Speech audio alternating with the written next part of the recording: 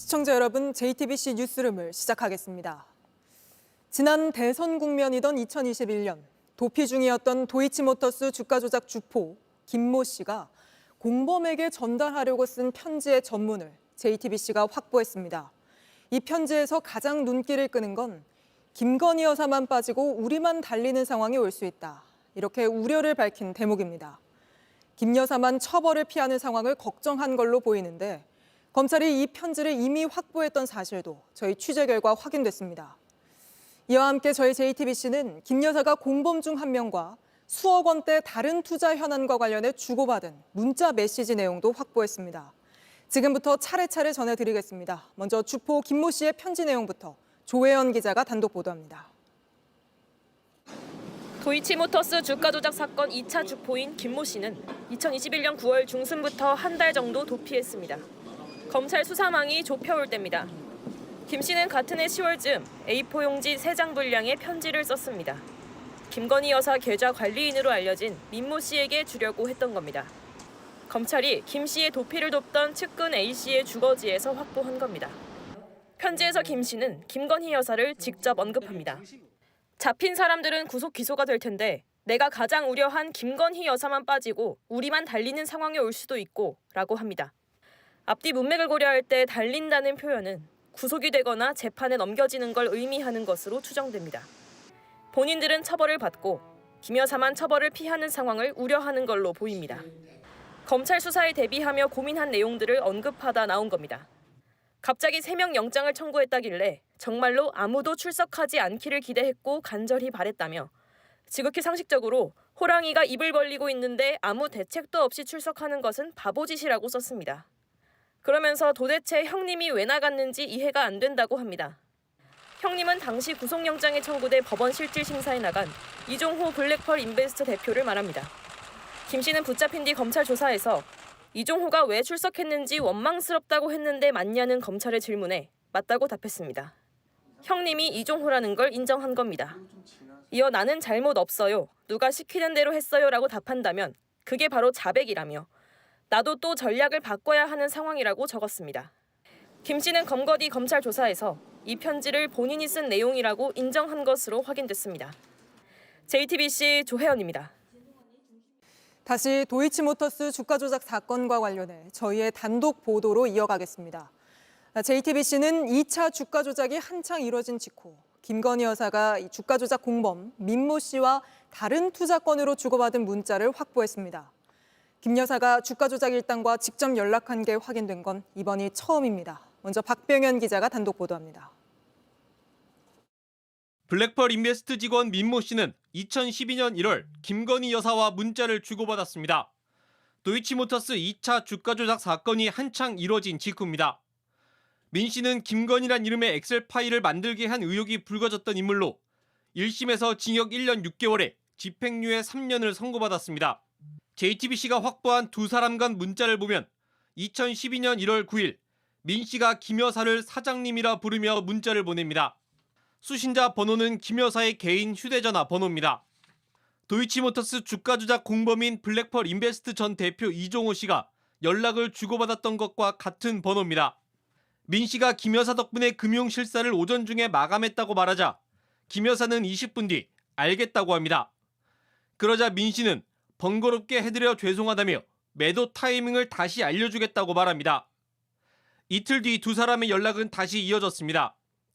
이번엔 김 여사가 민 씨에게 팩스 번호를 물었고 민 씨는 19초 뒤 팩스 번호를 보냈습니다.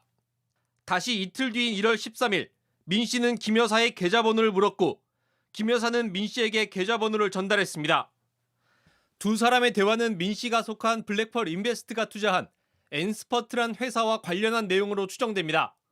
당시 자금 사정이 좋지 않은 엔스퍼트를 위해 블랙펄 인베스트가 김 여사에게 15억 원을 빌렸습니다. 이와 별도로 한국거래소 주주 금융 실사를 위해 김 여사가 이미 갖고 있던 주식 13만 주를 빌렸다가 되돌려준 걸로 취재 결과 파악됐습니다. 민 씨가 언급한 매도 타이밍이라는 건 엔스퍼트의 주식을 팔 시점을 언급하는 것으로 해석할 수 있습니다. 실제 이 회사는 같은 해 7월 상장 폐지됐는데 김 여사가 상장 폐지 전 주식 13만 주를 팔았는지는 확인되지 않았습니다. JTBC 박병현입니다. 그동안 주가 조작 공범 민모 씨는 김건희 여사와 소통하지 않았다고 재판에서 증언해 왔습니다. 그런데 2차 주가 조작이 한창 이뤄진 직후 다른 투자건으로 연락한 것이라 해도 두 사람이 서로 문자를 주고받은 게 확인된 겁니다. 이어서 연지환 기자의 단독 보도입니다. 김 여사와 문자를 주고받은 민 씨는 이른바 7초 매도가 이뤄졌던 2010년 11월에도 등장합니다. 주가 조작 2차 시기 주포 김모 씨가 민 씨에게 매도하라 하셈이란 문자를 보낸 뒤 7초 뒤 김 여사 명의의 대신증권 계좌에서 8만 주가 빠져나간 겁니다. 민 씨는 그동안 김 여사와 직접 소통한 적이 없다고 부인해왔습니다. 지난해 재판에선 이른바 7초 매도와 관련해 재판부가 이종호 씨에게만 연락한 게 명확하냐고 하자 명확하다며 권오수, 김건희 등 연락을 하지 않았다고 한 겁니다. 체포된 직후인 2022년엔 김건희 엑셀 파일에 대해서도 처음 보고 모르는 내용이다라면서 김 여사 계좌 관리도 기억에 없다고 했습니다.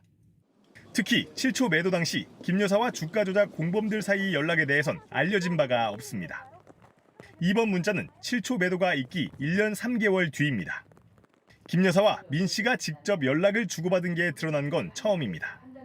시간 차이는 있지만 김 여사와 민 씨 사이의 정보 공유 사례가 확인된 만큼 도이치모터스 사건에 대해서도 확인이 필요해진 셈입니다. 하지만 검찰은 민 씨를 상대로 김 여사와 직접 나눈 문자와 관련해 조사하진 않은 것으로 알려졌습니다. JTBC 연지환입니다.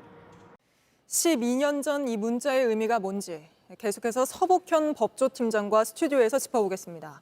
자, 서 기자, 도이치모터스 주가 조작 사건 등장인물이 꽤 많은데 이것부터 한번 짚어보죠. 예, 등장인물이 좀 많죠. 관계도를 보면서 좀 정리를 해봐야 될 것 같은데요. 위에서부터 권오수 전 도이치모터스 회장 그리고 아래가 이종호 전 블랙펄 인베스트 대표. 네, 미등록 40차례 연락했다고 계속 맞습니다. 보도해드린. 예, 미등록 투자 자문사입니다. 그리고 이 전 대표의 처남인데요. 전 블랙펄 인베스트의 이사 민모 씨가 있고 그 아래 바로 주가 조작을 실제 실행했던 2차 주포 김모 씨가 있습니다. 네. 이렇게 관계도를 보면 이런데 김건희 여사와의 연락을 하기 위한 이 거치는 절차를 보면 김 씨가 민 씨에게 얘기하고 민 씨가 이 전 대표에게 얘기하고 또 이 전 대표가 권 전 회장에게 연락을 해서 그동안 김 여사와 연락을 했다 이렇게 알려져 왔습니다. 그러니까 지금까지는 이 사람들 중에서 주로 이 권오수 전 회장만 김건희 여사와 연결된 걸로 알려져 있었잖아요. 네, 그렇죠. 그러니까 권오수 전 회장이 김 여사에게 투자를 권유를 했고 또 주로 소통도 권 전 회장이 해온 것으로 알려져 있었습니다. 네. 하지만 저희가 이번에 보도한 것처럼 이 검찰 수사가 시작되던 2020년 9월부터 한 달간 이 이종호 전 대표와 김건희 여사가 40차례 연락을 주고받은 것으로 확인이 됐습니다. 이 JTBC 보도로 처음 알려진 내용입니다. 네. 근데 거기에 대해서 오늘은 저 민모 씨, 전 블랙펄 인베스트 이사 민모 씨와 문자를 주고받은 것도 김건희 여사가 그것도 네. 나온 거잖아요. 그렇죠. 그러니까 이 관계도에서 보면 이종호 전 대표의 사실은 아랫선이라고 볼 수가 있는 건데요. 민 씨는 김 여사 계좌가 담긴 김건희 엑셀 파일에 관리인으로 지목이 됐습니다. 또 네. 2차 주포인 이 김 씨와 연락을 주고받으면서 시세 조정을 한 것으로 지금 조사가 됐는데요. 김 여사의 문자가 도이치모터스와 관련된 건 아닙니다. 네. 그렇지만 이미 12년 전에 문자를 주고받은 관계였다는 건 역시 오늘 저희 보도로 처음 확인이 됐습니다. 이렇게 투자와 관련해서 이 김 여사와 민 씨가 직접 소통했던 게 드러난 만큼 주가 조작과 관련해서도 김 여사와 민 씨가 직접 소통한 게 있는지 또 추가 확인이 필요합니다. 네. 그런데 그 민 씨와 그 김건희 여사가 주고받은 그 문자에 나오는 또 다른 회사 투자 지원. 사실 이 투자의 성격도 좀 짚어볼 필요가 있어 보이던데요. 네. 일단 도이치모터스 주식은 아니지만 네. 이 과정도 주목할 필요가 있습니다. 일단 김 여사가 주가 조작 일당이 별도로 다른 회사에 투자하는 과정을 도왔다는 것이 드러난 건데요. 태블릿 PC와 관련된 회사의 자회사 N스포트라는 곳입니다. 네. 그런데 문자를 보면 김 여사가 가진 주식을 매도할 타이밍을 다시 알려주겠다 이런 내용이 있습니다. 그런데 이 문자가 오고 간 지 6개월 뒤에 이 회사는 상장 폐지가 됩니다. 그러니까 김 여사가 실제로 매도 시기를 알아서 팔았다면 주가 조작의 일당에 도움을 받아서 손실을 피한 게 됩니다. 네. 당시에 실제 이 회사를 두고 이 주주들이 내부 정보를 이용한 게 아니냐 이런 논란이 일기도 했습니다. 물론 이 김 여사가 실제 매도 시기를 듣고 매도를 했는지 네. 언제 매도를 했는지 이런 부분은 아직 확인되지 않았습니다. 네, 여기에 대해서 또 앞서 전해드린 게 그 2차 주포 김모 씨가 편지를 쓰면서 김건희 여사를 또 언급을 했잖아요. 네, 관계들을 통해서 보면은 사실 가장 아래에 있는 네, 김 씨인데요. 김 씨는 지금까지는 계좌를 개설할 때 김 여사를 본 게 전부다 이렇게 알려져 왔었습니다.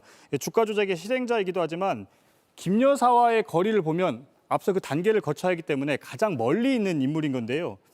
그런데 수사에서 이 편지에선 수사에서 김건희 여사만 빠지는 상황을 우려하고 있었습니다. 따라서 이런 김 씨가 편지에서 김 여사를 언급하고 나선 이유가 무엇인지 사실 직접 소통할 기회도 없었는데도 네. 불구하고 김 여사를 왜 언급했는지 이 부분에 대한 사실 확인이 필요합니다. 그러니까 결국은 그동안 권오수 전 회장과의 관계에만 좀 집중이 돼 있었는데 김 여사와의 관련성이. 근데 이게 굉장히 넓어지고 있는 거 아닙니까? 그렇죠. 처음에는 권오수 전 회장과 김건희 여사와의 네. 관계가 주목이 됐는데 JTBC 보도로 이종호 전 대표 그리고 오늘 민모 씨 네. 또 김모 씨도 이 편지에 김 여사를 언급한 내용이 확인이 됐죠. 정리하면 김건희 여사의 관여 여부를 확인할 필요성이 그만큼 더 커졌다고 볼 수 있습니다. 네, 그렇습니다. 그리고 또 궁금한 게 오늘 이 이종호 씨, 저희가 오늘 보도한 뭐 민모 씨의 이 문자 메시지나 이 김 씨의 편지 그리고 또 앞서 보도해드렸던 김건희 여사와 이종호 씨의 40차례 통신 내역 예. 이런 것들 모두 검찰이 확보를 하고 있었는데 재판에서는 공개가 되지 않았던 거잖아요. 그 이유가 뭡니까? 네. 40차례 연락 내역이 남긴 통신 내역 그리고 또 오늘 문자 메시지 또 편지까지 공통점은 검찰이 모두 확보하고 있는 자료라는 겁니다. 네. 주가 조작 일당은 지금까지 1심 혹은 2심 재판을 받으면서 이 검찰의 증인 신문을 받았는데요. 그런데 검찰은 이 자료들에 대해서 법정에서 공개하면서 물은 적이 없습니다. 그렇기 때문에 이 재판을 취재하는 취재진들도 이런 자료가 있었는지 알 수가 없었던 겁니다. 네. 특히 그걸 이종호 만약에 그거를 또 묻는다면 사실 재판은 다 공개되어 있기 때문에 공개되는 자료였던 거잖아요. 그렇죠. 검찰이 어떤 자료를 가지고 있었는지 뭐 언론들도 모두 알 수가 있었던 내용인데 네. 그 부분을 제시하면서 묻질 않았기 때문에 그동안 이런 자료가 있었는지 공개가 되지 않았던 겁니다. 특히 이종호 씨의 경우에는 재판에서 당시에 김 여사와 연락한 적 없다 이렇게 증언한 적이 있는데 검찰은 이미 2020년 9월 통신 내역을 확보하고도 제시하면서 따로 묻지를 않았습니다. 네. 그래서 그게 조금 예. 이해가 안 됩니다. 그렇죠. 이 과정을 두고도 앞으로 논란이 될 수가 있습니다. 네, 검찰이 이 부분 제대로 묻고 따져보지 않은 이유가 뭔지 그것도 분명히 짚어봐야 할 대목일 거고요. 예. 무엇보다 이제라도 다시 수사해서 살펴봐야 하는 거 아닙니까?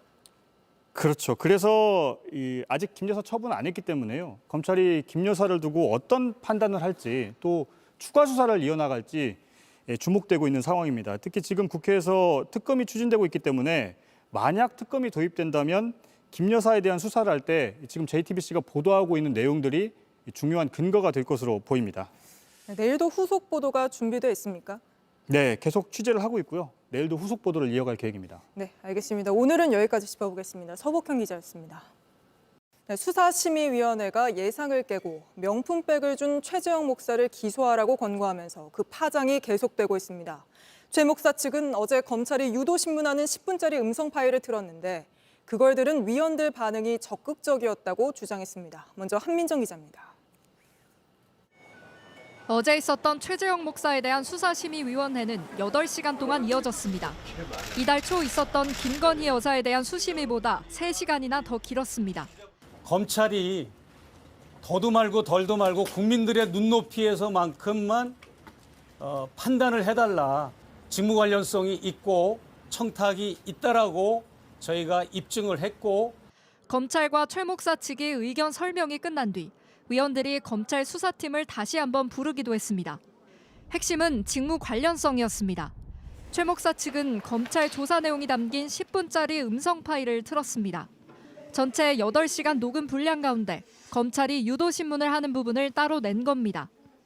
검사가 명품백을 건넨 2022년 9월 13일, 현안이 없었다. 그런데 어떤 대통령의 직무와 관련해 영향을 끼치려고 했느냐고 물어봤고 최 목사는 그렇게 본다면 없는 것이라고 답변하는 내용이 담긴 걸로 전해졌습니다. 검찰은 김건희 여사에 대한 수심위 때와 같이 최 목사의 청탁 내용과 대통령 직무 관련성이 있다고 보기 어렵다고 주장했습니다. 수심위의 결론은 위원 15명 가운데 8명이 기소 의견을 냈습니다. 불기소보다 단 1명이 더 많았던 겁니다.